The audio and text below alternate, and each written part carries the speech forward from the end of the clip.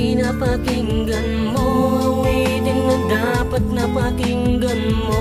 Itanim sa isipan, wag mo nang pag-isipan ng lahat ng iyong mga nararanasan. Awitin na dapat na pakinggan mo, awitin na dapat na pakinggan mo. Itanim sa isipan, wag mo nang pag-isipan ng lahat ng iyong mga nararanasan. Ito ay kwento ng inang halos lahat pasanin. Tumayong isang ina, naging ama para sa amin. Ang lahat ng paghihirap ay aming naramdaman. Magmula ng padre de pamilya namin ay lumisan. Bistulang parang abo ang mga pangarap namin. Hindi pa nakasabay ng walang kwentang ama namin. Bakit puwam ako nasa kaitaas-taasan? Alam kong pagsubok lamang ang aming nararanasan. Naaalala ko noon, kumpleto kami sa mesa. Pinaraos ang kaarawan, isa sa kapamilya, pang-apat sa supling. Sa 6 na magkakapatid, isang batang babaeng may kaarawan na ang hiling. Tumagal ng masaya, masagana na pamilya,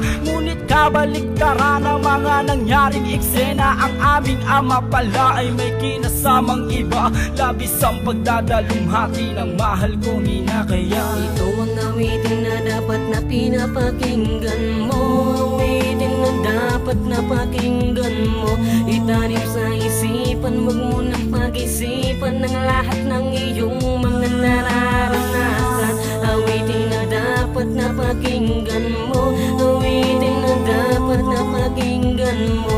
Itanim sa isipan, wag mo nang pag-isipan ng lahat ng iyong mga nararanasan. Umasa kami na muling babalik sa amin si Itay at sasabihin na patawad sa lahat ng mga kasalanang nagawa. Pero hindi pala ganon, hindi na raw siya babalik at tuluyang ibinaon. Kasabay ay umalis kami sa inuupahan sa dahilang ang bayad sa upay di na mabayaran. Sa pilitang nilabas ang lahat ng mga gamit, kinuha ang ibang gamit para bilang kapalit kabayaran. At pagkatapos ay parang tinanggalan ng respetong makatao at aming karapatan. Bitbit ang mga damit habang karga ang kapatid, binabaybay ang kahabaan ng lansangang mapanganib. Di alam kung saan tutungo, walang mapuntahan kasi malayo sa Maynila ang mga kamag-anakan. Hanggang sa nagabi na di pa kami kumakain, si Bunsoy umiiyak dahil wala nang dededeen. Walang laman ng bulsa, wala kaming perang dala dahil ang ipon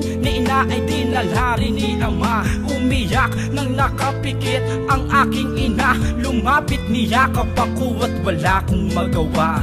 Ito ang awitin na dapat na pinapakinggan mo, awitin na dapat na pakinggan mo.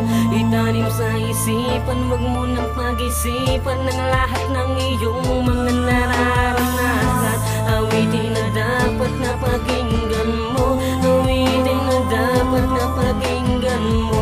Itanim sa isipan, wag mo nang pag-isipan ng lahat ng iyong mga nararanasan. Salamat sa iyo, ina. Hindi pinabayaan, lagi mo sa amin sinasabi, huwag namin kakalimutan na kahit mahirap tayo, di hadlang ang kahirapan. Salamat sa iyo, ina. Nagawa mo na lumaban kahit na mahirap, masakit at pinipilit mo pa rin para kinagabihan na meron tayong kakainin. Salamat sa iyo, ina.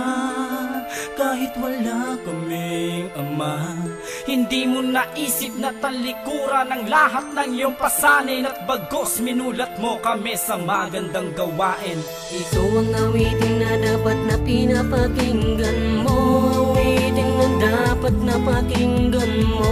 Itanim sa isipan, wag mo nang pag-isipan ng lahat ng iyong mga nararanasan.